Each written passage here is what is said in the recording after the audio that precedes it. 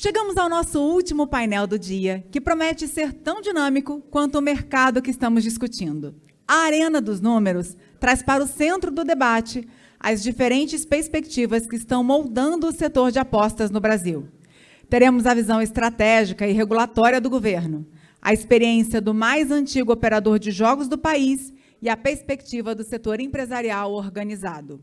É uma honra receber os nossos palestrantes, o secretário nacional de apostas esportivas do Ministério do Esporte, Giovanni Rocco Neto, que trará a visão do governo federal. Seja muito bem-vindo, Giovanni. O secretário vem a esse painel nos trazer a visão do governo federal sobre a regulamentação e o desenvolvimento econômico do setor.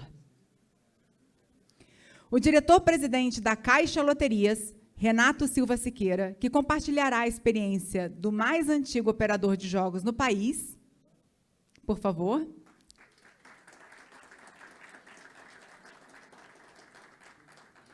O presidente da Associação Nacional de Jogos e Loterias, ANJL, Plínio Jorge Lemos, representando a visão das empresas e operadoras do setor. E, nesse momento, os debates serão conduzidos pelo sócio-diretor do jornal digital Poder 360, João Galute Rodrigues. Em seguida, de acordo com a disponibilidade de tempo, nós abriremos para as perguntas do público, para que todos possam participar dessa conversa tão relevante. Mais uma vez, sejam muito bem-vindos, todos os nossos painelistas. Eu passo a palavra, portanto, ao nosso moderador, João, e desejo uma excelente discussão.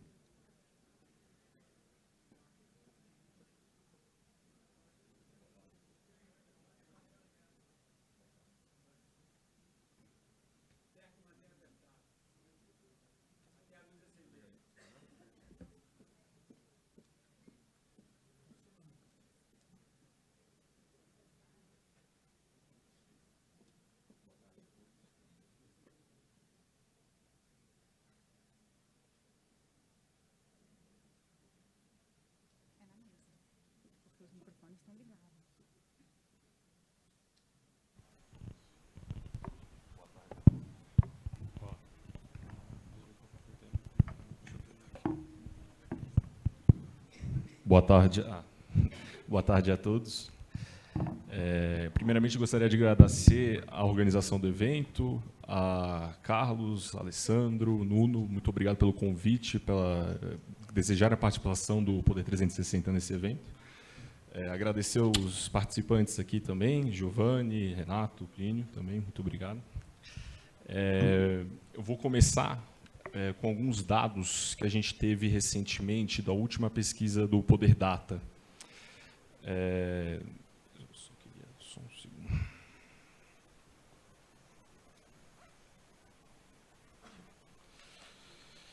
Bom, essa pesquisa foi feita em setembro agora de 2025 e mostrou, como vocês podem ver, um aumento, né? A gente fez a pergunta para 2.500 entrevistados em todo o Brasil, se você já fez alguma aposta online. A gente tinha feito em outubro de 24 e fez de novo agora em setembro de 2025 e teve um aumento de 12 pontos percentuais. 36% das pessoas responderam que sim. E eu gostaria de fazer uma pergunta para todos os participantes aqui do painel. Gostaria de saber qual a expectativa deles para o mercado em 2026. O número de pessoas que já fizeram uma aposta tende a aumentar? O que vocês enxergam para o mercado? E visões gerais sobre o que está por vir.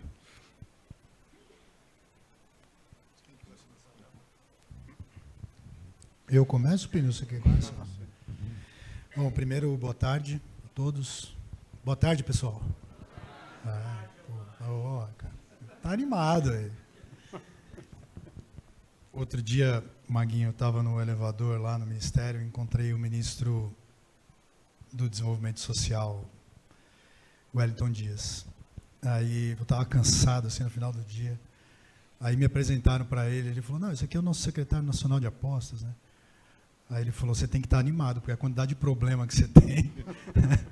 Então, quanto mais problema o cara tem, mais animado ele tem que estar. Então, agradecer o convite. cumprimentar meus colegas aqui de painel, Renato, Plínio e João. Bom, a expectativa é que o mercado se consolide em 2026, que tenha uma estabilização dos recursos de patrocínio, porque hoje é a grande preocupação nossa no Ministério do Esporte, os recursos que são injetados no esporte. E todo lugar que eu vou, eu gosto de lembrar que essa atividade ela começou numa autorização legislativa de dezembro de 2018, onde autorizava só a exploração de apostas esportivas. Então, a lei das bets de 2018 ela não autorizava o cassino online, o jogo do tigrinho, o jogo do aviãozinho.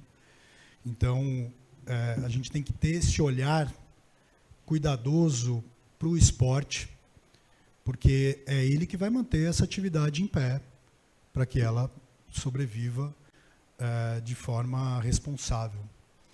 Então, a gente tem essa expectativa. O nosso governo, o governo do presidente Lula, nós temos todo o orgulho de falar, e aqui cumprimentar os colegas da SPA, não sei se tem alguém da SPA aqui, mas todo o coração, né, toda a estrutura de regulação foi construída pelo Ministério da Fazenda. O quinhão que nos faz parte é o combate à manipulação de resultados e a autorização das modalidades que podem ser ofertadas, as modalidades esportivas que podem ser ofertadas. E a gente teve que regular um mercado que é considerado hoje, figura entre segundo ou terceiro maior mercado de apostas do mundo. A gente teve que regular com o mercado já em plena atividade, com 5 anos já de operação. Então, foi uma responsabilidade muito grande. E a gente tem o conceito de que ninguém faz nada sozinho. A gente tem que continuar esse trabalho de forma colaborativa e cooperativa, lembrando que aqui é um público qualificado, né? Eu estou falando para convertido, mas eu sempre gosto de lembrar, inclusive que tem imprensa aqui, é que a atividade lotérica, e aí o nosso colega da Caixa pode falar melhor depois, ela é uma concessão de serviço público. Então, o período que ficou essa atividade sem regulação foi uma responsabilidade. Hoje, todos os problemas que a gente tem hoje, que a gente enfrenta hoje no mercado, eu falo com toda a segurança e tranquilidade para vocês, e aqui eu tenho certeza que ninguém tem dúvida disso, foi desse período, desse ato de regulação que nós tivemos. Então, teve todo esse esforço do Ministério da Fazenda, todo o trabalho que nós temos no Ministério do Esporte, e a nossa responsabilidade em proteger a integridade dos resultados, em proteger a integridade dos atletas e proteger os caras que vão fazer a roda girar, porque sem o atleta não tem a partida, sem a partida não tem a aposta. Então, nós estamos construindo no Ministério do Esporte, foi constituído um grupo de trabalho com o Ministério da Justiça e com o Ministério da Fazenda, e o Ministério da Justiça é representado por todas as secretarias do MJ e da Polícia Federal, para construir a política nacional de combate à manipulação de resultados. Então, a gente tem o conceito de que isso tem que ser tratado como política pública, tem que ser tratado com seriedade, e a plena atividade autorizada, né, do mercado autorizado, e os recursos oriundos desse mercado para manter a política, né? Isso precisa ser falado também. Então, nós no Ministério do Esporte entendemos isso, essa política nacional, a construção dessa política nacional já está em curso, então, com reuniões quinzenais, mas teve um evento grande que nós fizemos na semana retrasada, que foi a capacitação das polícias, para que as polícias entendam a complexidade do enfrentamento desse crime. O mercado de apostas ele é um mercado complexo e você combater os manipuladores precisa de uma polícia treinada para que ela entenda o que precisa ser feito e como funciona o mercado. Só assim a gente vai conseguir fazer.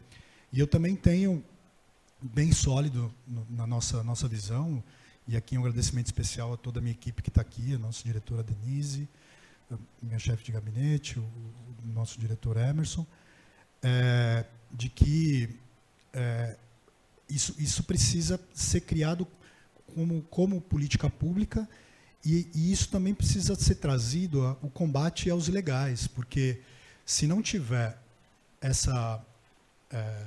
como é que eu vou fazer o monitoramento de uma manipulação de resultado no mercado ilegal? Hoje o que a gente tem acontecendo, que a gente já identificou, são quadrilhas operando, manipulação de resultado e descarregando aposta no mercado ilegal. Então, a complexidade desse problema é muito grande. Eu acho que o grande desafio da regulação agora é esse, e a parte do recurso dos atletas, que foi trazido aqui no painel pela manhã. Inclusive, amanhã a gente tem uma audiência pública na Câmara, que é o 7.30, referente ao direito de imagem dos atletas. Então, hoje, falando do futebol, que é o mercado que mais recebe patrocínio, 90% dos atletas do futebol brasileiro recebem até um salário mínimo. Então, a vulnerabilidade desse atleta nos preocupa muito, daí a preocupação que esse recurso chegue também para os atletas, principalmente os atletas das séries mais baixas, né? E essa é a nossa percepção. Acho que uma fala inicial tá bom. Volta a bola para você, João. Obrigado. Agora vamos ouvir um pouco do Renato aqui.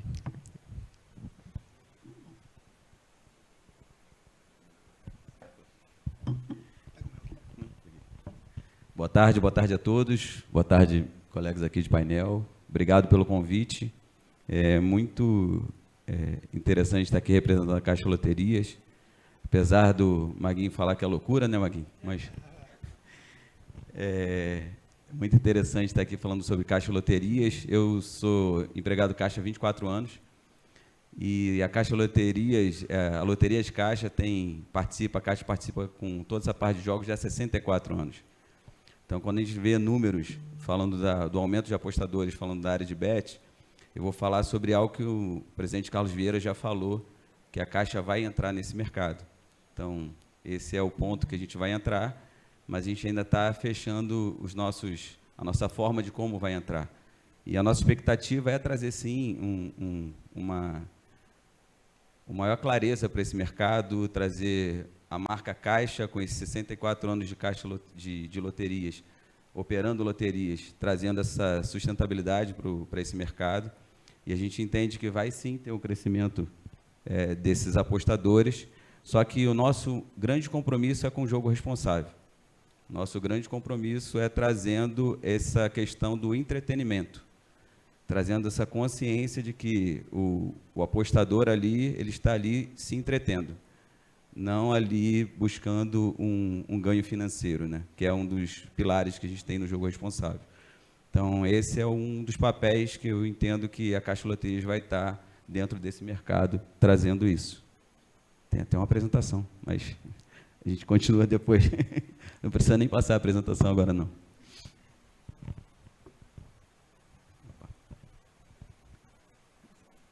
Como a gente vai ter outras perguntas, Plínio, fica à vontade. Boa tarde a todos. Queria cumprimentar a organização do evento na pessoa do Nuno, um grande amigo, que teve a ideia, conversamos bastante sobre o formato. Realmente, acho que é um marco na BIS, em outro formato, um formato já em que a gente vem para cá para debater, para conhecer, para trazer informações. Parabéns, Nuno, parabéns, Alessandro Valente, Aldi, todo o pessoal. Cumprimento meus colegas de painel, prazer estar aqui com essa equipe seleta. E João, eu vendo o seu painel aqui, eu fiquei pensando, né? Eu acho que a resposta à sua pergunta, ela vai depender muito do nosso trabalho, do trabalho de todos que estão aqui no decorrer desse ano, do próximo ano, do enfrentamento às questões que nós temos que fazer, do enfrentamento ao ilegal, do enfrentamento à tributação retroativa, do enfrentamento do seletivo, do enfrentamento do Bolsa Família. São todos temas espinhosos, são todos temas delicados, mas que nós temos que passar, nós temos que enfrentar. enfrentar com debate sério, sabe? Porque a resposta dali, quem apostou em bet, a gente já viu quem apostou. Agora, quem continuará apostando em bet? Esse mercado vai continuar? Esse mercado vai ter a pujança que a gente espera dele no ano que vem?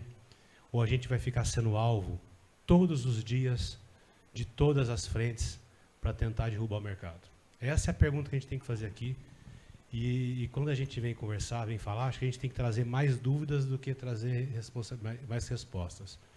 E a minha pergunta é o seguinte: nós continuaremos por quanto tempo sendo alvo de ataques infundados? Essa é a nossa reflexão aqui.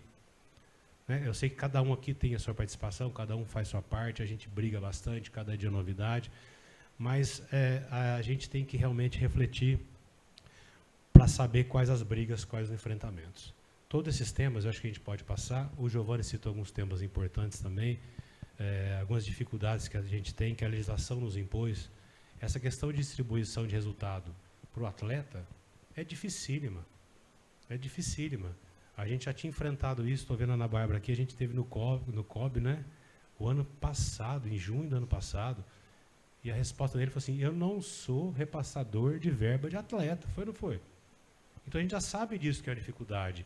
A gente vem debatendo esses temas, são temas espinhosos, mas a gente vai ter que enfrentar e vamos ficar enfrentando para que a gente possa, num futuro próximo, se Deus quiser, a gente chegar em qualquer roda de amigos e a gente poder nos apresentarmos com o meu nome, sem eu dar a explicação do que eu faço.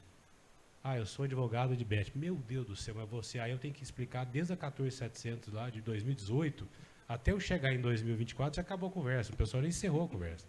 Então a gente tem que chegar no momento que a gente se apresente e ninguém nos questione a nossa atividade. É isso que eu espero, e espero que a resposta então para a sua pergunta a gente possa ter no próximo ano quem apostou e quem continue apostando. Obrigado, Plínio. Aproveitando, vou puxar a próxima pergunta para você já. Falando um pouco sobre o mercado ilegal, nesse caso. Qual é o tamanho desse mercado ilegal atualmente? A gente sabe que é difícil de definir isso, ter esses dados. E com vocês, empresas que compram a licença, estão seguindo a lei nacional, como vocês têm trabalhado para desassociar a imagem desse mercado ilegal à imagem das bets legalizadas? Eu acho que o tamanho do mercado ilegal, a gente sempre faz estimativas que a gente nunca vai conseguir ter essa prova do que é o mercado ilegal, porque realmente é legal, a gente não consegue. Mas se a gente partir do pressuposto que pelo menos metade do que é apostado no Brasil, pelo menos metade, é do ilegal, nós já temos a dimensão do que o governo perde em arrecadação e o que o que nós perdemos em risco de imagem. Tá? Isso é um assunto gravíssimo, falei há pouco numa entrevista lá do Poder 360, não só pela questão financeira, mas sobretudo pelo risco de imagem. Todos os problemas que nós temos, todas as questões problemáticas de fraude, de menor, de problema com endividamento, eu tenho quase certeza, não vou falar que 100%, mas 99% advém do ilegal, sem responsabilidade nenhuma. E essa responsabilidade hoje do combate ilegal, infelizmente, cabe aos operadores, e é uma frente que a gente está brigando, e nós assumimos isso como nosso propósito. Nós não vamos esperar o governo, só o governo, tomar as providências.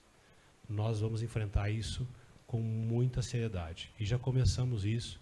Nós assinamos um termo de ajustamento de conduta com a Anatel, criamos um laboratório que deve começar a trabalhar já está começando, mas vai começar a dar resultado na próxima semana, em que nós faremos um monitoramento diário das redes sociais, dos Instagrams, dos grupos de WhatsApp, dos Telegrams, para identificar as plataformas ilegais. Imediatamente, esse laboratório, identificando, faz a informação, repassa para a SPA, a SPA dá o ok, a Anatel bloqueia, e a gente começa, então, a tirar esses sites do ar. Mas isso aí não basta.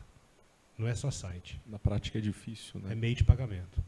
Então, nós estamos aí contando com a ajuda do nosso secretário que está aqui, que tem se empenhado de uma maneira sobrenatural, o secretário Giovanni, nos ajudando. Semana passada ele esteve lá no Banco Central, falou com o Galípolo, já estou dando spoiler, viu, Giovanni? falou com o Galípolo da necessidade da gente também fazer o bloqueio do meio de pagamento. Acho que o Galípolo entendeu, nos sugeriu alguns acordos de cooperação. Amanhã nós também assinaremos um outro acordo de cooperação no Ministério dos Esportes, para que a gente então faça o seguinte: raspa, bloqueia o URL, bloqueia a DNS, imediatamente Banco Central sai a caça do meio de pagamento e a gente começa a cruzar essas informações. Por que a gente precisa, João? Eu tenho certeza que a gente não vai acabar com esse mercado legal, mas eu preciso começar a constranger o mercado legal. Eu preciso começar a criar dificuldades para esse pessoal, para que assim os apostadores comecem a identificar que não é legal, não é gostoso apostar no mercado que não é regulado.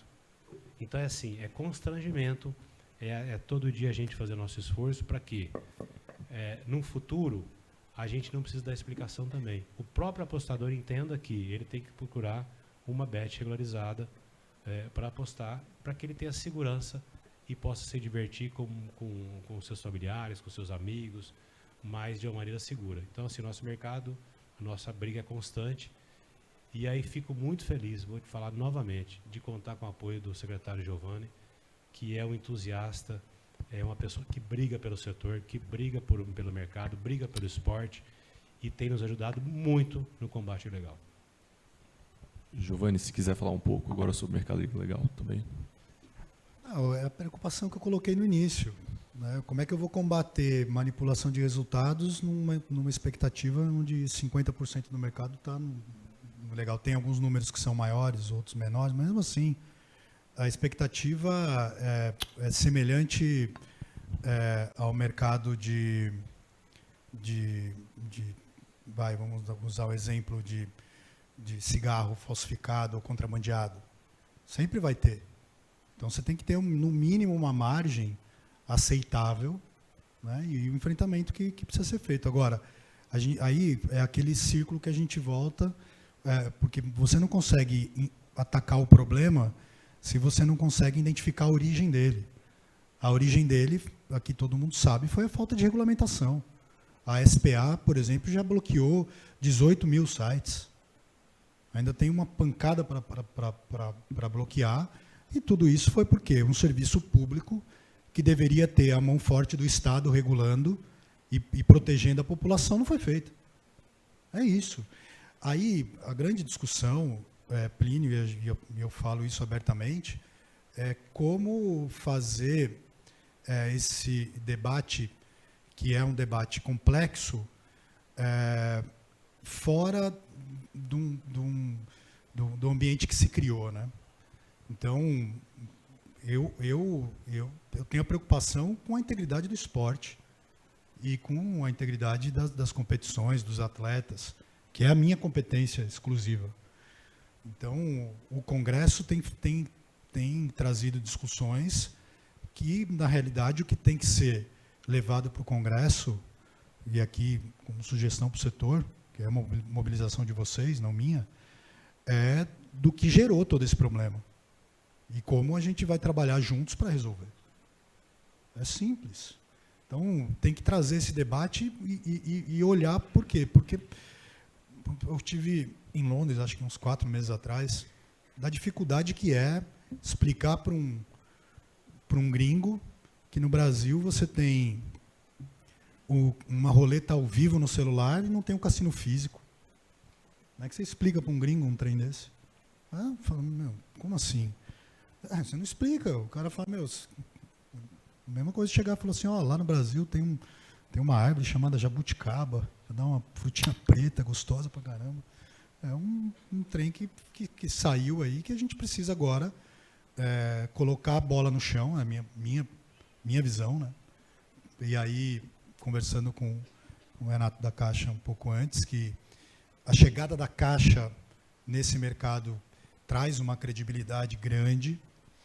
A gente precisa de um Zidane aí para colocar a bola no chão, organizar e fazer essa discussão de alto nível com o Congresso, para que eles entendam o que é o mercado, o problema que foi gerado e por que foi gerado, e o que o Poder Executivo, o que o governo tem feito para regular. E aí, voltando aqui, até sendo repetitivo mesmo, porque a gente tem que defender o que a gente já fez e o que a gente faz. A gente regulou o segundo maior mercado de apostas no mundo em um ano, abaixo de pancada. Foi isso que aconteceu. Então, a falta de regulação, o que gerou? Gerou um inflacionamento do mercado publicitário. Hoje, a gente vê aí o caso do futebol e as outras mídias também.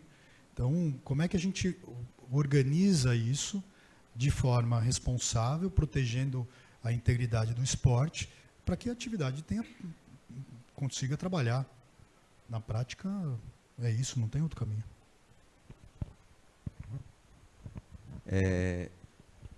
Numa visão de operador, né, como operador, eu vejo que existem vários impactos, né? Para o operador, a gente, pensando na Caixa, como na Caixa Loterias, no primeiro semestre de 25, a Caixa Loterias repassou 4,4 bi dos repasses sociais para saúde, segurança, educação. Então, você, quando tem uma operação ilegal, você não tem nenhum tipo de repasse de nada disso. Então, nem daquilo que é obrigatório, nem daquilo que para a Seguridade Social, nada disso. Então, isso também eu acho que eu vejo um grande impacto. E para a parte do operador, quanto mais legalizado tiver, melhor, no sentido de você saber as regras do jogo para você operar. Então, é fundamental para a manutenção do negócio como um todo. E a gente vê que é super importante. Aqui está a tela aqui, acabei de falar e já está aparecendo para vocês a nossa tela aqui de quanto a gente teve de repasse. Olhando aí 4,4 no primeiro semestre, a Seguridade com 1,9 bi. Então, isso é o resultado de um entretenimento dentro de um ambiente regulado. Isso é significativo para a sociedade. Eu acho que isso traz a segurança para aquilo que o secretário estava trazendo, tanto para os atletas quanto para todo aquele ecossistema que absorve e que sobrevive muitas das vezes a partir disso, porque muitas das confederações que têm o repasse disso, ela tem a garantia da sobrevivência dela através dos repasses que ela recebe através da lei Agnello Piva. Então, isso é super importante para esse negócio e a regulação é importante. Renato, aproveitando, né, você mencionou esse assunto, a gente já colocou os dados aqui na tela. A quantia das loterias foi 4,4 e de bets 2,1. Queria saber, até de vocês que estão entrando nesse mercado também aqui agora, o que vocês acham, se vocês veem potencial, e não sendo uma competição, mas se vocês veem potencial desse número se aproximar também, se o número de bets deve se aproximar, esse número de repasses, com o número da loteria nos próximos anos. A gente vê que o mercado de bet é um mercado que tem muito probabilidade de crescimento. E, consequentemente, esses repasses também vão acabar acontecendo, e esse crescimento do repasse. E, da nossa parte, como Caixa Loterias, a gente tem já todo esse histórico de como é feito isso.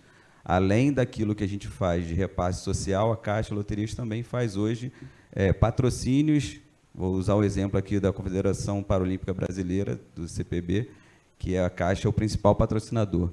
E é um dos grandes impulsionadores dos atletas paralímpicos brasileiros. A Caixa hoje patrocina a Confederação Brasileira de Ginástica, a Confederação Brasileira de Atletismo, o COB. Então, a gente tem também, impulsiona essa parte do esporte, a gente tem uma grande participação nisso. E muitos desses esportes é diferente, a gente entende aí o mundo do futebol, eu sou apaixonado por futebol, mas a gente sabe como é que é o mundo do futebol, que já ele, por si só, ele tem a sua bicicleta ali, ele gira naturalmente naquele mundo, mas a Caixa Loterias hoje, ela participa de vários esportes que não tem todo esse apelo midiático ou apelo de marketing para receber retornos. Então, a gente sabe dessa nossa responsabilidade, a gente sabe dessa nossa possibilidade, a gente vê que, dentro desse negócio, que é a aposta de cota fixa, a gente também tem uma capacidade, uma possibilidade de crescimento e também de apoio, tanto a essa destinação social oficial e também naquelas que a gente venha estar, de alguma forma, apoiando o desenvolvimento. E a gente está falando isso aqui das loterias, das bets, mas a gente também tem agora, estava conversando com um colega ali da Paraíba, também tem as questões de loterias estaduais, loterias municipais, então tem um mercado hoje que a Caixa Loterias vê como potencial para ser algo que a gente vai estar ali apoiando e participando junto, por ser esse operador que já opera, no caso de loterias de prognóstico, há 64 anos. Renato, última coisa, você comentou que a Caixa vai entrar nesse mercado de bets e que a Caixa tem esse DNA de apoiar os esportes olímpicos, outros esportes. A Caixa vai ter essa mesma atuação com essa área com essa marca que vai operar bets dentro da Caixa, ou vai optar por um investimento em publicidade, em futebol, coisas mais tradicionais? A Caixa Loterias, a marca é a Caixa Loterias, né? É a empresa. Então, independente de onde a gente vier estar participando, a gente vai estar participando como Caixa Loterias. A gente sabe que tem uma marca que a gente está impulsionando para ser a marca dessa aposta de cota fixa. A gente sabe que é um mercado altamente competitivo e que ele muda diariamente, mas a gente vai sim apoiar e vai sim fazer algum tipo de investimento que no momento certo vocês vão descobrir. Perfeito.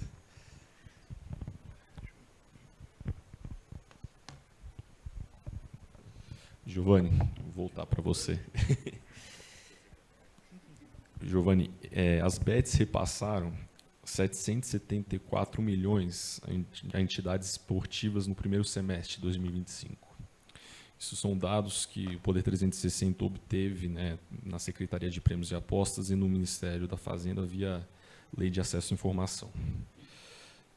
Qual a importância desses recursos, contribuição das bets recebidos pelo Ministério para políticas públicas no esporte?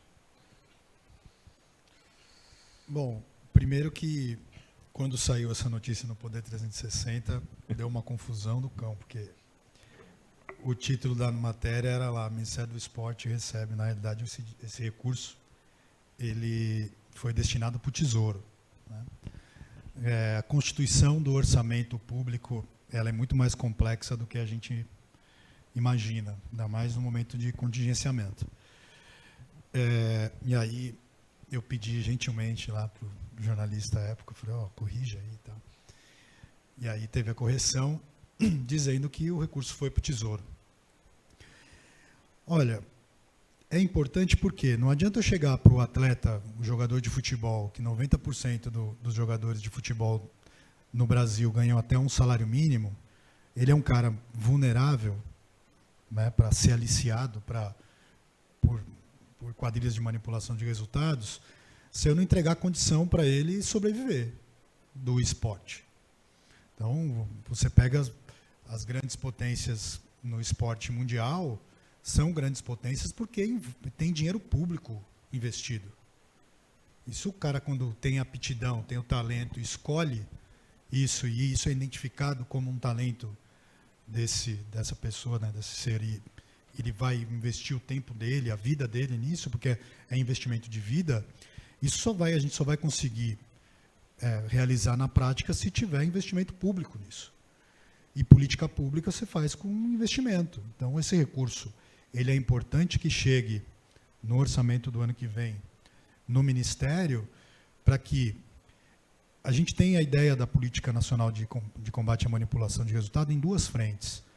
Educar de forma pedagógica, punir de forma pedagógica para educar, e educar para não precisar punir. Não adianta eu chegar para um atleta e explicar para ele o que é a manipulação, qual que é a vulnerabilidade que ele está, se ele não tem condição de, no final do mês, comprar uma cesta básica. Porque ele tem que ter, sim, tem que ser atleta e tem que ter outra atividade. Então, esse investimento, esse recurso, ele é importante que chegue, e não só para o futebol. Aqui eu estou usando o exemplo do futebol, que é o esporte que tem mais carga de apostas no Brasil. Mas nos outros esportes, nas estruturas, né, o nosso ministro Fufuca, que me delegou essa tarefa, que me confiou essa tarefa, viaja o Brasil inteiro para inaugurar arenas, inaugurar estruturas esportivas, esse recurso também tem que voltar para a sociedade. As empresas, aqui eu falo em todo lugar, as casas de apostas têm uma dívida social com o esporte brasileiro. Lá no período pré-regulamentação, né, que foi um período longo, as casas de apostas utilizaram do futebol e ainda utilizam do futebol para entrar na vida das pessoas. É óbvio que tem o investimento, é óbvio que tem o retorno, mas a gente sabe de todos os problemas também que isso traz. Então, seja na questão de saúde pública, né, que também que estão sendo enfrentados pelo governo, mas dos investimentos nas estruturas esportivas, seja ela no atleta em si, ou seja ela na própria sociedade como um todo, com equipamento esportivo, com quadra poliesportiva, com estrutura técnica para construir isso. Então, é super importante que esse recurso ele retorne para o esporte de forma de investimento em política pública. Agora eu gostaria de abrir uma pauta sobre o imposto retroativo para as bets. Segundo o ministro Fernando Haddad, o potencial arrecadatório é de 5 bilhões. O governo deve insistir na cobrança retroativa de bets, mesmo após a derrota em MP. E eu gostaria de ouvi-lo sobre o tema. Podemos começar com você, Plínio, também, sobre a situação atual. Olha, sobre o retroativo, eu sou bem... Plínio, não adianta nem olhar para mim, que eu sou o Ministério do Esporte. Esporte, não é fazer. Não. Olha, o retroativo é uma questão que a gente tem que estudar bastante. Aí eu falo, não vou falar mais como representante de ANJL, de setor de bet, mas como tributarista. Eu não consigo enxergar essa cobrança. Sou muito transparente, a gente conversou bastante. Eu não consigo identificar um modelo ou como a gente fala na academia, né, matriz de hipótese de incidência. Eu não consigo. Por quê? Não tem fato gerador, não tem anterioridade, não tem legalidade. É um modelo que estava sendo seguido porque não tinha uma legislação, as pessoas operavam com empresa lá de fora, você tem empresas estrangeiras, tem empresas nacionais. Então, assim, particularmente, falando como acadêmico, como mestre, doutor em direito tributário, não enxergo uma cobrança do retroativo. Mas a Receita enxerga isso e fará de tudo para fazer essa cobrança. E aí a gente tem que ficar muito atento com os meios que isso vão ser impostos, né? Como que a Receita fará para cobrar? Porque existe realmente uma sanha arrecadatória para fazer caixa. Mas a gente não pode ficar sujeito a esse movimento. A gente tem que realmente colocar as questões. Talvez, como foi colocado na MP, um sistema de talvez anistia, ou talvez a gente vai chamar lá de repatriação de valores que foram lá fora das empresas, faça sentido. Eu também tenho dificuldade de compreender isso. Assim, não estou muito afeito a esse tema. Eu ainda acho que é uma cobrança que não vai surtir efeito. As empresas vão brigar, as empresas vão discutir isso na Receita, vão discutir no CARF. E a hora que você chegar num tema de legalidade, incidência de pós-tributária, não vai ter efeito. Então, eu acho que o caminho para a arrecadação não está aí, João. Enfim, em resumo, o caminho da arrecadação não está aí. Acho que o caminho da arrecadação está muito claro, principalmente para a gente. E aí, Renato, eu acho que a entrada da Caixa, ela vem muito nos ajudar para mostrar que existe um mercado saudável, existe um mercado regulado e que talvez a arrecadação venha naturalmente, onde a gente conseguir canalizar todo o mercado que está se perdendo para o ilegal que está levando esse dinheiro para fora, para o mercado regulado. E aí a arrecadação vem naturalmente, a gente não precisa fazer esforço, a gente não precisa aumentar tributo, a gente precisa simplesmente canalizar o que está sendo jogado fora. E aí outro tema que é importante, também falar em aumento, como se fosse assim, vamos de 12 para 18, tá bom, 18 para 25, 18 para 24, sem uma base, sem um conhecimento do que é a indústria, isso também nos preocupa. E aí, novamente, a entrada de vocês, eu acho que nos fortalece bastante, porque a nossa interlocução como operador daqui é muito difícil. Mas como você tem uma instituição com 70 anos, com uma credibilidade ímpar, falando sobre o mercado e mostrando para as pessoas que não é só 12, não são só 12, Eu acho que isso é fundamental. Não são só 12%. Todo mundo aqui sabe disso. Agora, quando você pega a fala de um ministro ligado ao governo, não estou falando do ministro Haddad, não, estou falando de outros ministros também, ministro das Comunicações, que acha que são só 12%, nos preocupa. E com a entrada de uma entidade do seu tamanho, eu acho que a gente vai começar a virar o jogo, para mostrar que tem responsabilidade, que é sério, que tem preocupação com jovens, tem preocupação com destinação, que não são só 12%, são muito mais, vão chegar até 46%, vem o seletivo para frente. Então, assim, eu, com todas as dificuldades de um tributarista e vendo todas as dificuldades dos operadores, eu acho que o caminho não é esse. O caminho não é enfrentamento, o caminho é buscar novos recursos na canalização do ilegal. A gente volta ao ilegal toda vez, mas, enfim, é o que temos aí, é o que a gente está vendo que vai fazer diferença, João. E esse aumento, definição de aumento que ainda vai ter, você com seus associados hoje presentes na NJL, o que você sente do mercado com esse aumento? Obviamente que existe um certo desespero com a taxa, pagamentos, etc., essa taxação, mas o que você sente que pode acontecer? Que o jogo começa com uma regra e depois ele muda, o que você acha que pode acontecer agora em 2026 e nos anos que estão por vir? Eu acho que além da mudança de regra no meio do jogo, que é muito preocupante, a gente tem que separar, vamos separar as 80 empresas com licença, entre grandes, médias e pequenas. Então as situações são diferentes. As grandes, com esse aumento, elas vão continuar sobrevivendo, elas vão continuar no mercado. As médias vão ter que trabalhar demais para não sair do mercado. Agora as pequenas, elas não sobrevivem. Tá? Porque o impacto desses 6% que é direto no GGR tem um impacto muito grande no faturamento final, no lucro líquido. E você tem toda uma operação de uma pequena que é quase do tamanho de uma grande. Então, assim, é preocupante porque eu não quero chegar em 2026 com 10 empresas regulamentadas. Isso para a gente, não vou dizer o fracasso, mas é a desmoralização de uma regulamentação que foi muito bem feita e que foi muito bem pensada.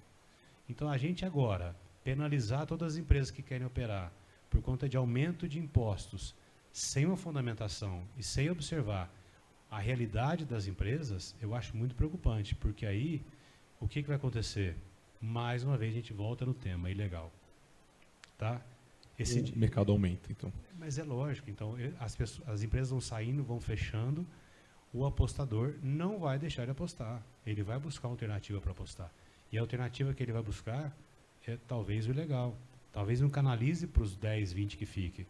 Então, assim, quando a gente fala em aumento de imposto, que a gente fala de proibição de jogadores na base, que a gente fale de outras óbices que impedem uma atividade e transforme uma competição desleal, é muito preocupante. E é isso que a gente briga todos os dias, levando informação de qualidade, tentando mostrar para todo mundo que é importante a gente entender o mercado antes de dar palpite. Acho que é o mais importante. Entende. Depois dá o palpite, dá a sua ideia, dá a sua contribuição, mas sem entender esse mercado, sem entender as particularidades, as especificidades de cada operador, João, infelizmente a gente vai ter um ano de 2026 ruim.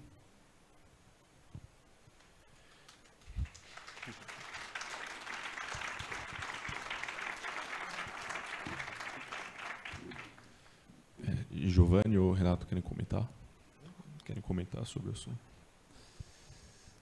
É uma situação difícil, né? O Pedro me colocou aqui, mas vamos comentar. Eu, no começo da minha fala e também falando com o Renato, da chegada da Caixa, da importância que tem. É importante também, Plínio, e parece que todo lugar que eu vou, eu estou até virando aqueles caras chatos, sabe? Repetitivo. Que a gente só consegue enfrentar o problema se você consegue enxergar a origem do problema. Então, teve esse período sem regulamentação, que geraram todo esse problema, inclusive das empresas que são reguladas hoje e trabalharam no período sem regulação. A gente tem que achar o meio termo nessa discussão. É isso que eu vejo. Senão você não tinha política. Né? Vai ter que encontrar uma saída aí num contexto, numa discussão sóbria, né? Nem para um lado nem para o outro, de que, olha, o que é justo nesse contexto. E essa discussão não passa só pelo Poder Executivo, né? Ela passa pelo Poder Legislativo. Então, é óbvio que a gente tem que ter responsabilidade, tanto o governo como o setor também, e precisa encontrar um meio termo para mediar essa questão. Não vejo outro caminho. Então, eu sempre me disponho a tentar fazer essa interlocução, tentar ajudar. A gente tem as limitações nossas, né, por ser um ministério que não é um ministério fim, né, é um ministério meio. O esporte nesse contexto, a gente entra na discussão em função da nossa competência exclusiva, né, que é combate à manipulação de resultados e essa fiscalização das modalidades, mas a gente tem se proposto a tentar trazer uma serenidade para essa discussão, para que encontre o meio termo e tenha, os atores entendam a origem do problema e que a gente consiga colocar a bola no chão. Eu acho que não tem outro caminho. Giovanni, você comentou aqui agora sobre a manipulação de resultados, né? E eu queria saber quais são os riscos que o mercado ilegal traz quando tem manipulação de resultados e também outros crimes. Como lidar com essa situação, como isso acaba respingando no mercado legal, como isso deve seguir? A preocupação nossa é que as quadrilhas já identificaram que se eles manipularem e descarregando as apostas nas casas ilegais, a casa ilegal não vai ter para quem reclamar. Então, a gente tem uma preocupação grande de como fazer esse enfrentamento que a gente já identificou que isso está ocorrendo. Então, na prática, hoje o que acontece? As empresas que aplicaram licença, elas são obrigadas, no prazo de 5 dias, quando ela identifica um evento suspeito, ela tem que informar a SPA. Nós temos 5 acordos de cooperação técnica com as entidades de integridade, então as entidades de integridade nos comunicam também, comunicam o Ministério do Esporte. Uma das preocupações no grupo de trabalho nosso com o Ministério da Justiça, Polícia Federal e Ministério da Fazenda é que a gente organize esse fluxo, porque essas instituições de integridade também oferecem esse serviço de informação para a CBF e para as confederações. Então, como é que vai ser o tratamento desses dados para que não haja vazamento da informação antes da apuração, antes da investigação? E se você tem esse fluxo no ilegal, tem uma preocupação grande. Recentemente, o governo do Brasil ele manifestou interesse em participar da Convenção de Macolã, que é a convenção europeia que combate a manipulação de resultados. Um dos requisitos para que o Brasil seja membro é que a gente crie um sistema próprio de fiscalização e monitoramento de manipulação de resultados. Nós, na Secretaria Nacional de Apostas Esportivas, a gente conversou com todos os mercados maduros. Todos os mercados maduros entenderam que precisa criar uma agência reguladora autônoma e todos os mercados maduros têm um sistema próprio que faz a fiscalização do fluxo das apostas que as empresas encaminham para o governo. Hoje vocês já fazem isso no final do dia. E E aí, a alternativa que nós encontramos para identificar evento suspeito em casa de aposta ilegal é monitorar o fluxo das odds nas casas ilegais. Então, a gente faz uma raspagem no sistema e aí identifica, tanto no legal quanto no ilegal, da curva das odds durante o evento esportivo. Então, se você tem uma curva ascendente no meio da partida, que é o comum, e você identifica que está tendo tá havendo uma boca de jacaré ali que está baixando a valorização das odds durante o evento, é que está tendo uma carga excessiva de apostas nesse, seja num cartão amarelo, seja num determinado quantidade de gols no primeiro tempo, que é o que a gente já tem identificado. E aí a gente já cria esse alerta, e aí a estrutura de fluxo entrega para a Polícia Federal e para a Polícia Civil do Estado específico, para que seja feita a investigação de forma célere, para que haja punição nesse caso específico. Então, a alternativa que a gente encontrou, e essa obrigação que a Convenção de Macolan, né, trouxe, isso já estava no nosso planejamento das conversas que nós tivemos com os mercados maduros regulados. E você acha que hoje as sanções que tem para casos de manipulação, onde tem envolvimento de atletas, você acha que o jeito de prevenir isso são com sanções mais pesadas? Olha, 46 países no mundo criminalizam a manipulação de resultados. O Brasil foi um precursor nisso. Então, eu acredito que é aquilo que a gente tem aplicado na prática na construção da política nacional. São duas frentes. Se a gente já pegar o que tem de manipulação, conseguir identificar, conseguir instruir um processo investigatório que seja sólido, e aí o que eu tenho falado para os atletas em todo lugar que eu vou, semana passada, retrasada, Maguinho, eu tive lá no estádio do São Paulo Futebol Clube, e eu, como um corintiano, cheguei lá e eu tenho que respeitar o São Paulo, porque o São Paulo tem 2 mundiais, né? Tem time que não tem, né? Então tem que respeitar. Aí eu falei, eu falei lá, todo respeito, pô, tem gente que até considera um ano específico aí. Mas eu tive lá falando que é o seguinte, voltando aqui pro meu raciocínio, para dar uma quebrada, porque é muito tempo de painel.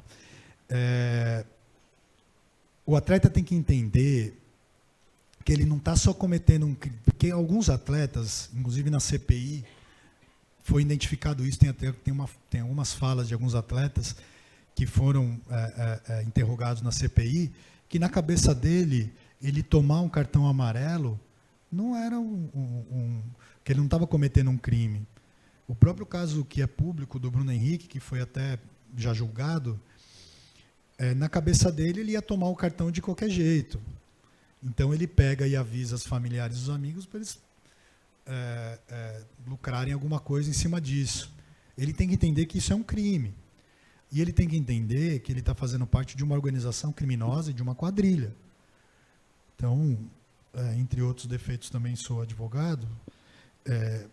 Ali você tem, como é que você configura a organização criminosa e quadrilha? Quando você tem as definições de quem faz o quê dentro da organização. Ele é um elo dessa corrente e ele é o elo mais frágil. Porque ele é o mais vulnerável, ele é o que vai se expor em todo esse contexto. Então você tem duas frentes aí que são muito sensíveis, que é a carreira do atleta, que ele vai ser julgado administrativamente, ele vai ser punido e banido do esporte, em alguns casos, e ele tem a punição penal, né, do processo penal, que ele também vai ser julgado e se for comprovada a participação dele, vai ser condenado. E aí o que nós estamos construindo, inclusive em parceria com a NJL e com a Sport Radar, uma capacitação para esses atletas, e não são tanto os atletas profissionais quanto os atletas de base. Parte da entrega da Política Nacional de Combate à Manipulação de Resultados é um selo de integridade para o clube.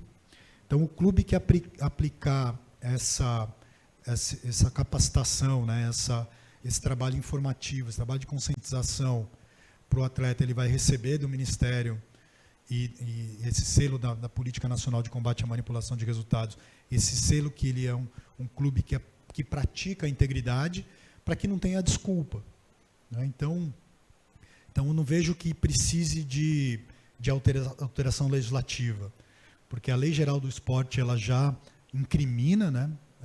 Já tem as punições específicas, e tem toda a parte penal que ele vai ser processado e julgado dentro de um contexto de organização criminosa. Então, é importante levar essa mensagem para os atletas. E, inclusive, estava até conversando com a Marta, jogadora, aqui no intervalo, que a gente precisa que os atletas, que são atletas referências, que eles incorporem essa questão e eles nos ajudem nessa construção. E a gente conseguiu um atleta que ele tem à disposição, foi um goleiro, agora não vou lembrar o nome dele, que ele participou de uma manipulação de resultados, mas ele teve uma participação secundária e ele foi banido do futebol. Ele teve uma tentativa de aliciamento, ele conversou com o aliciador, ele não se corrompeu na prática, mas ele foi inocente de chegar e falar assim, olha, eu não faço, mas tem um amigo ali que faz, conversa com ele. Então, dentro do processo penal, ele foi julgado como um aliciador. Então, ele se propôs até... Porque é importante isso, sabe? Para que a gente tenha exemplos, quando a gente só tem empatia pela causa, quando e a gente, por ser a nossa formação, né, a nossa colonização, né, colonizado por portugueses são católicos, e o catolicismo e o cristianismo no Brasil, e respeitando qualquer religião, tal, da empatia de você se colocar no lugar do próximo, né? Então, de ter essa consciência desse jogador em falar o que ele passou, né, para os próprios jogadores, isso vai fazer parte também desse material que vai ser entregue para esses atletas, né, para que tenha um exemplo da realidade do que uma pessoa já passou, né? Então, isso vai ser uma entrega importante para que os atletas entendam das consequências que tem todo o envolvimento num evento de manipulação de resultados. Perfeito. Plínio quer comentar também sobre o assunto? Acho que é só bom a gente ressaltar que manipulação não começou a ocorrer com a aposta esportiva, né? A manipulação vem bem antes das apostas existirem. Acho que é muito bom a gente ressaltar isso. E ressaltar também que com a manipulação de apostas esportivas, com o advento de bets, no mercado regulado, a gente também já vem com a solução, que é o monitoramento da Genius, da Sport Radar, em que a gente sofre, mas a gente entrega também um monitoramento. Então, muitas das manipulações que hoje a gente tem conhecimento advém do monitoramento dessas entidades. Isso é muito, muito importante, né? Eu falava com o presidente do STJD, Luiz Veríssimo, semana passada, justamente sobre isso. Porque ele falou, a gente não tinha condições de identificar padrões de conduta adversos no esquema de manipulação, até ter um Sport Radar, um Genius, verificando esses padrões, informando as polícias dando origem aos inquéritos que depois vão surgir as questões das penalidades. Então, é muito importante a gente dizer que, ainda que os problemas tenham se intensificado, mas também o monitoramento veio trazer um alento para a gente fazer o combate mais efetivo. Isso é muito importante. Agora, se a gente for ver a raiz desse problema, isso está na falta realmente de informação. Informação não só do jogador profissional, mas sobretudo da base que vai crescer. E aí, secretário, você tem toda a razão. Muitas das manipulações, dos problemas de manipulações de resultado, não só que prejudica a partida, mas são de eventos, manipulações de eventos, vem do que a gente costuma falar no direito, que é o insider trading. Da informação privilegiada, ainda que o atleta e a pessoa que convive com o atleta no dia a dia tenha consciência disso. Vamos só ver um exemplozinho. O pessoal está lá, fim de semana, sexta-feira, tocando um pagode, tomando uma cervejinha, a família reunida, e o jogador fala: ó, gente, se eu jogar a próxima partida e tomar um cartão amarelo, na outra eu não jogo e consigo jogar a final. Pronto, não precisa mais nada. Todo mundo que está naquele ambiente sabe que ele vai tomar um cartão amarelo forçado para poder jogar a partida da final. Pronto, isso aí já é uma informação privilegiada e muitos ali vão fazer a sua manipulação, vão fazer as suas apostas em cima daquele fato. A gente consegue prever isso? Os sistemas de monitoramento conseguem prever, né? Prever que houve um movimento muito forte de apostas em que em determinado momento não existia, enfim, e a gente consegue então fazer as informações. Mas só esse monitoramento repressivo adianta? Não. Então essa é a nossa intenção, com esse nosso termo que a gente vai assinar amanhã com o ministro Fufuca, com o secretário Giovanni, para que a gente possa levar essa informação de qualidade para os atletas de base. Gente, informação privilegiada também é crime. E não é só a casa de apostas que sofre, não. Quem está sofrendo é a integridade, é o esporte. Isso denigre a atividade. Então você passa a não acreditar mais naquele resultado. Então qualquer resultado que tenha, você vai duvidar. E essa é a informação que a gente quer levar, né, secretário? A gente quer levar informação para todos os atletas, para toda a população. O esporte é sério, ele constrói, mas ele destrói também. E é isso que a gente quer evitar, com informação de qualidade, com esse termo que a gente vai assinar amanhã, com o ministro Fufuca e com o secretário Giovanni.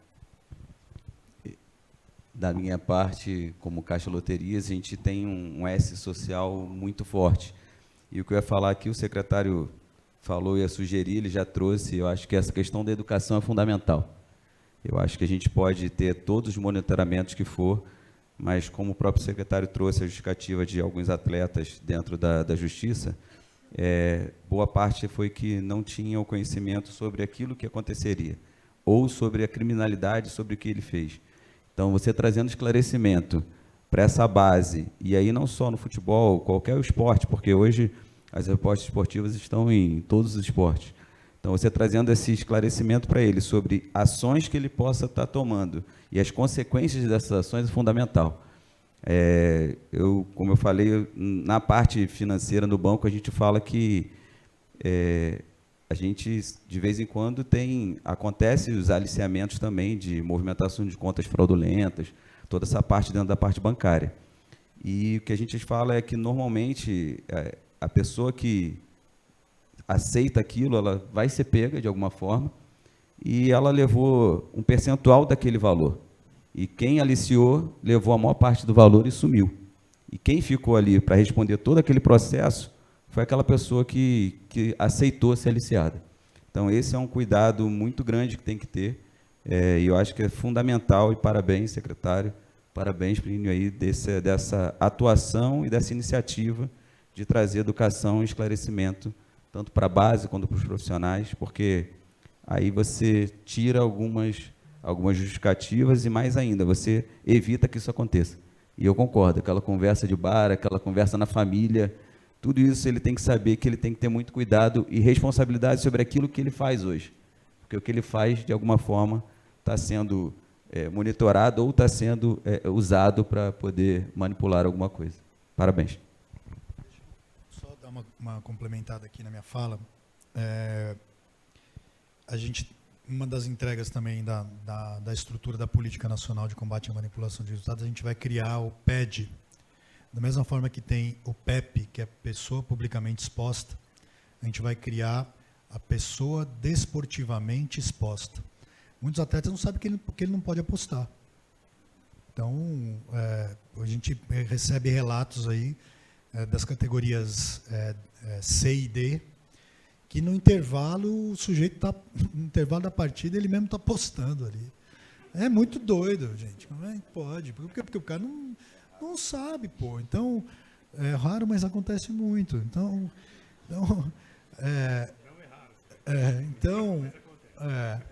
Então essa estrutura desse cadastro, né, vai ser entregue também como parte do trabalho e para as próprias casas de apostas também poderem bloquear, né? Então, esse trabalho conjunto com as confederações, com a federação, deles informarem para a gente, né, os atletas que estão federados e confederados, né, que estão em atividade, vai fazer parte de um grande banco de dados para que haja o bloqueio desses apostadores que não podem apostar. Perfeito, obrigado. Eu fui orientado pela organização que o nosso tempo acabou. Queria agradecer a todos, mas a gente vai abrir agora para perguntas da plateia. Maguinha não vale. Maguinha não vale. Não perguntando para mim, tá tudo certo.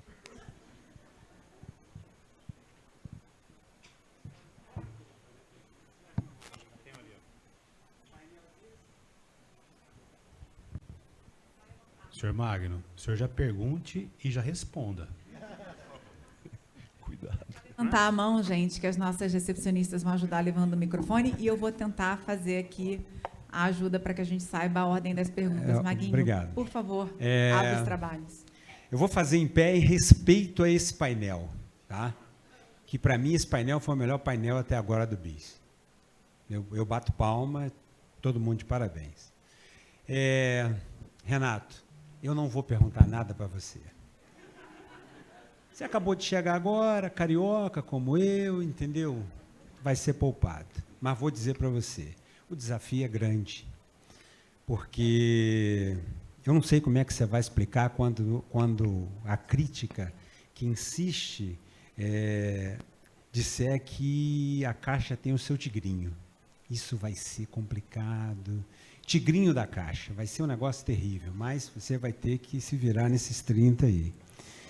Tem muito trabalho para fazer na loteria, mas tem uma vantagem, porque tem tanto...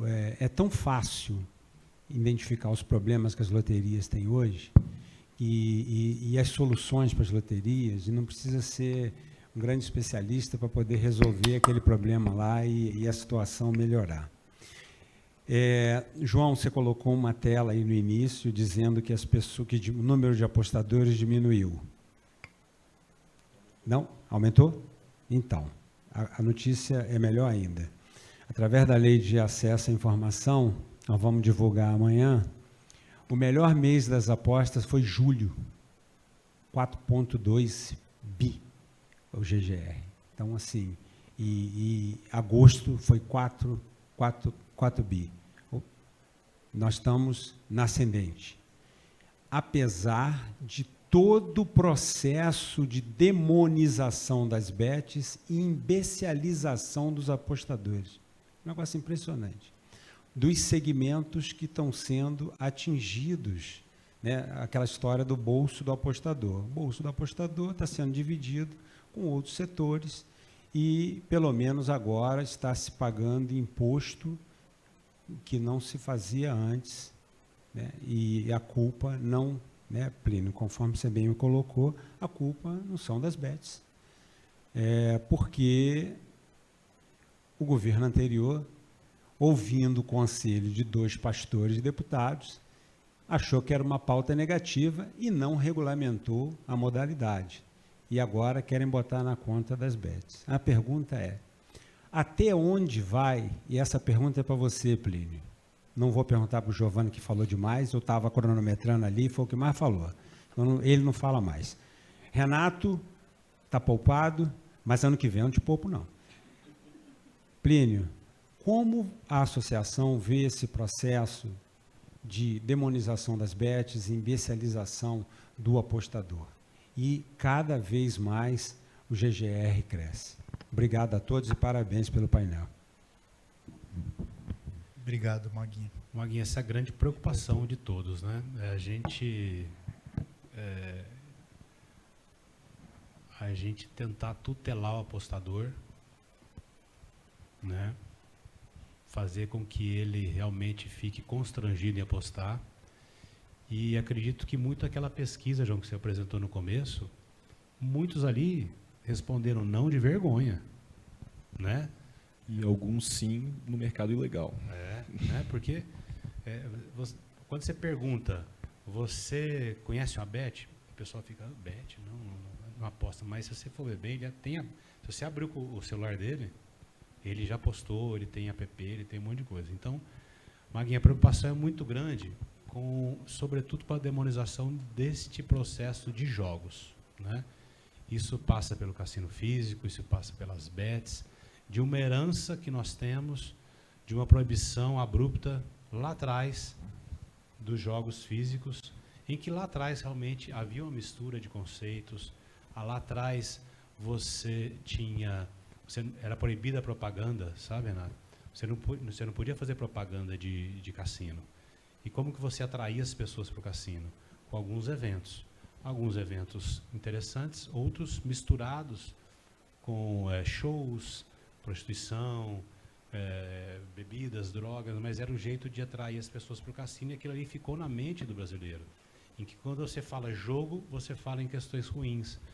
E o jogo não é isso, o jogo é diversão, o jogo não é ganho de, não é meio de vida, o jogo é simplesmente uma adrenalina que a gente tem. Então todo mundo que gosta de brincar, gosta de jogar, às vezes até num leilão de gado, um leilão de obras de arte, você dá aquele lance, aquilo ali te traz uma adrenalina que te intensifica, te traz coisas boas para você ficar ali satisfeito. E o jogo é isso, é emoção, né?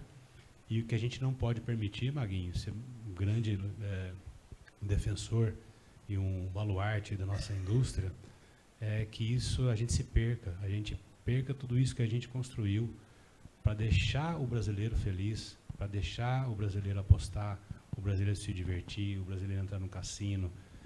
Meu pai, falecido já há 10 anos, todas as noites ele saía de casa às 6 da tarde, ia até o bingo da esquina, ali ele ficava 1 hora, 1h30, e ele voltava, mas ele voltava numa alegria, numa satisfação.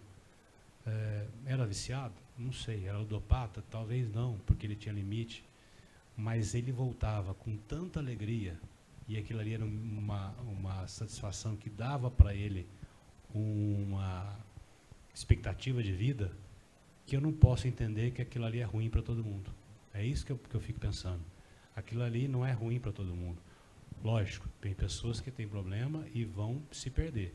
Mas eu não posso ficar julgando as pessoas e tutelando a liberdade de cada um, porque a nossa Constituição não permite isso.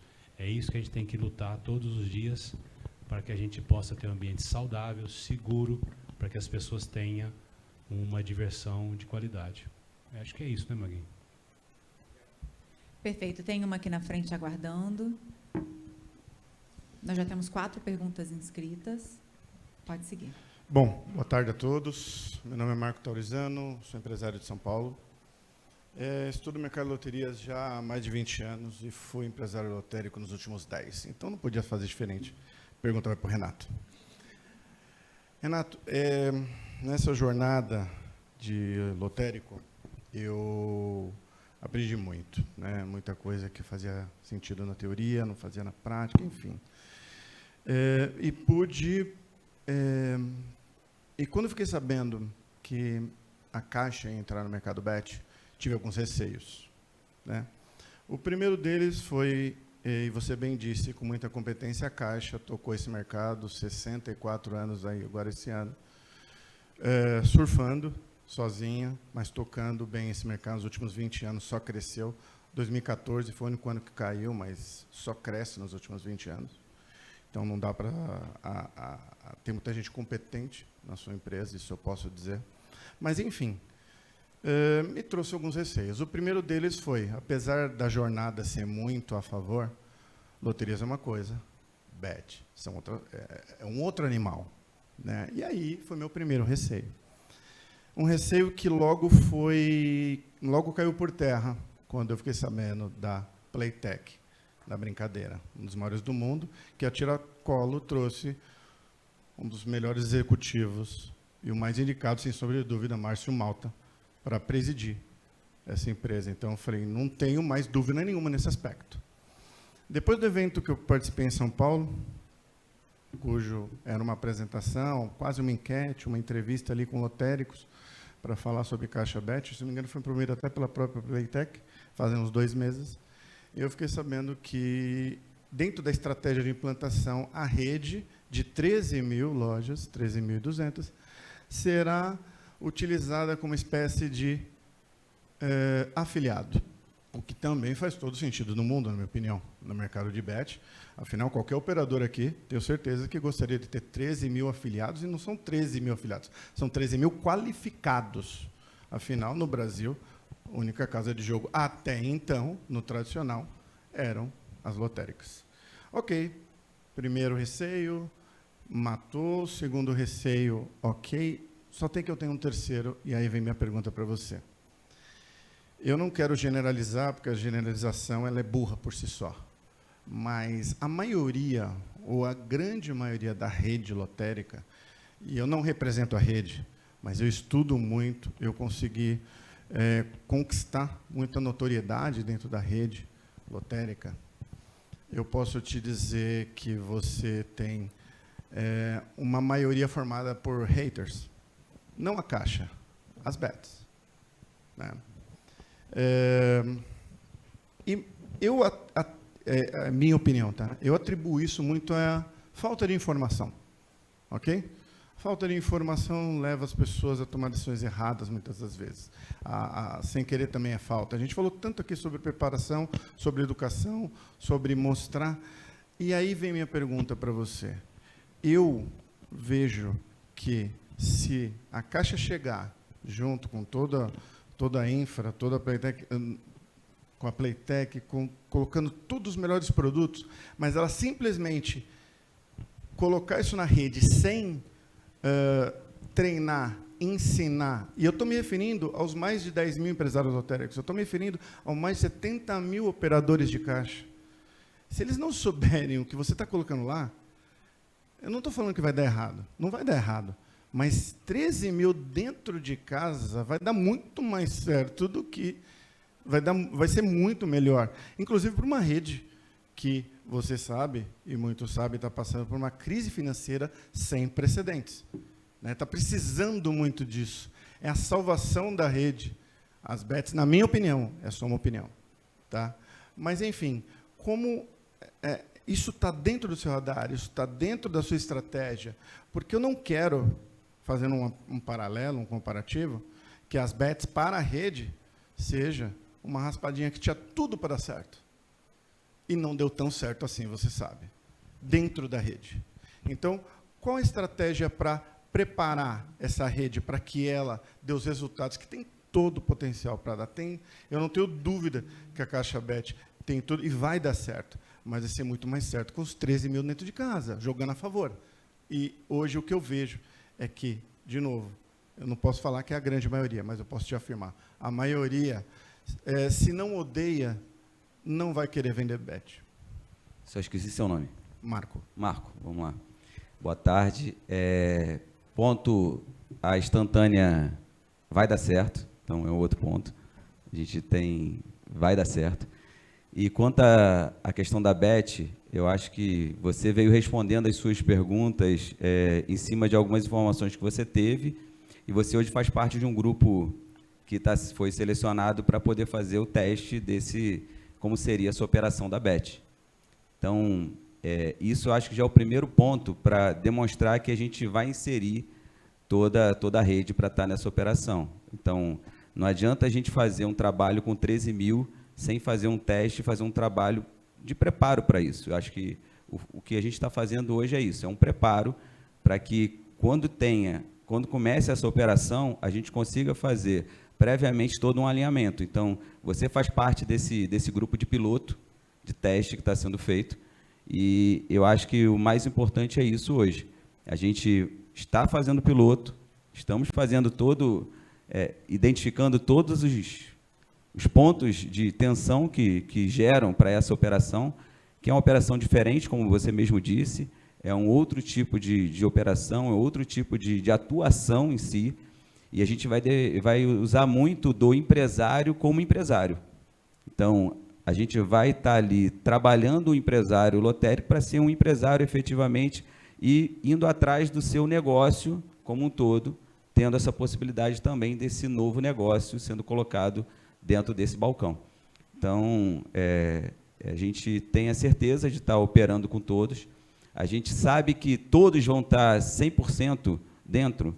Não, porque são empresários e cada um vai ter a sua particularidade ali na atuação.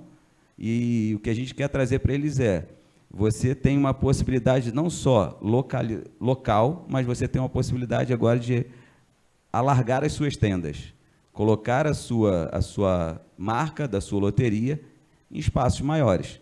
Então, essa é a nossa perspectiva junto com os empresários lotéricos.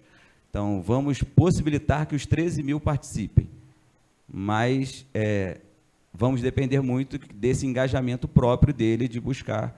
E esses haters locais, aí a gente vai trabalhar, assim como foi com você, como você mesmo respondeu, de estar mitigando e trazendo esclarecimentos sobre como será isso, o que é, como será e as possibilidades dele estar atuando.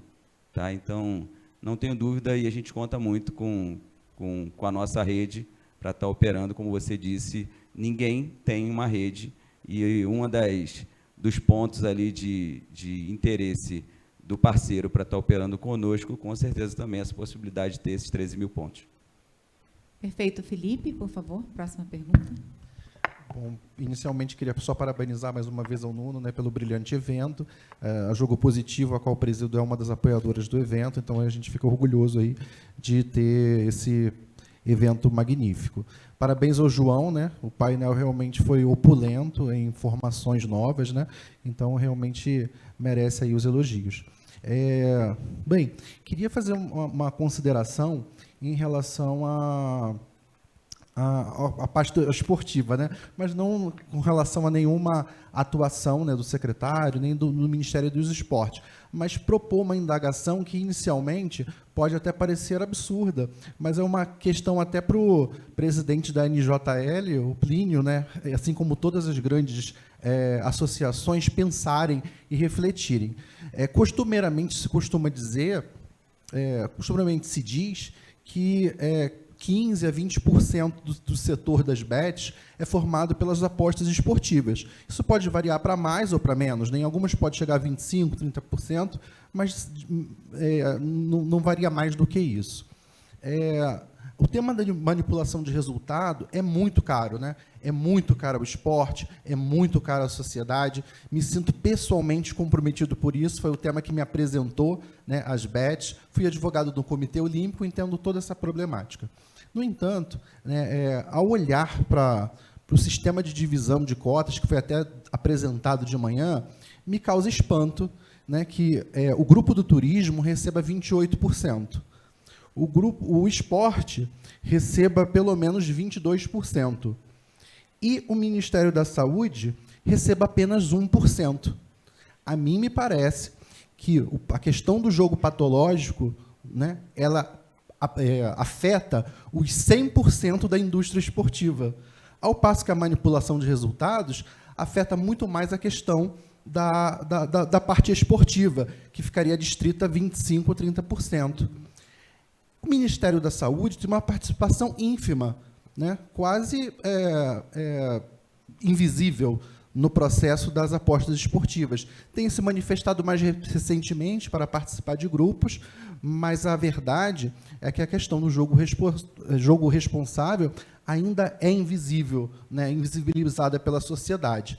Nesse sentido, até coloco para a Caixa, para o diretor da Caixa, né, e nada pessoal também, né, porque entendo o advento do cargo, mas a Caixa tem atuado por mais de 6 décadas, né, no jogo no Brasil, mas por mais que ela tenha lá aquele quadro, né, no site de 10 pilares de jogo responsável, ela não criou uma cultura de jogo responsável no Brasil. E talvez esse realmente seja o grande desafio, criar uma cultura de jogo responsável no Brasil. Por quê? Porque hoje, por exemplo, se olharmos o site, só tem 2 indicações de municípios onde tem hospitais, centros de ajudas e tratamentos. Em mais de 5.000 municípios que a Caixa atua, 2 municípios apenas são informados lá no site. Então, isso é uma grande omissão, né? Uma grande omissão no dever de ajudar aquelas pessoas que talvez necessitem de ajuda devido à questão patológica. Então, nesse sentido, eu proponho à mesa, né, esse questionamento. Numa futura revisão regulatória, não seria necessário aumentar a participação do Ministério da Saúde para que eles possam realmente, de forma pioneira, de forma uma posição de liderança, enfrentar a questão do jogo responsável e combater a ludopatia no Brasil?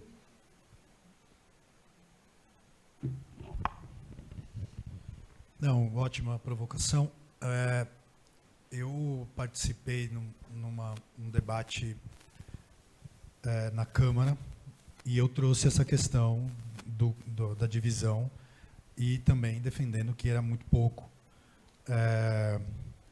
o recurso para a saúde. A gente participou de um grupo de trabalho do jogo problemático, onde estava SECOM, né, Ministério da Comunicação Social do Governo, Ministério da Fazenda, Ministério da Saúde e o Ministério do Esporte. E a gente discutiu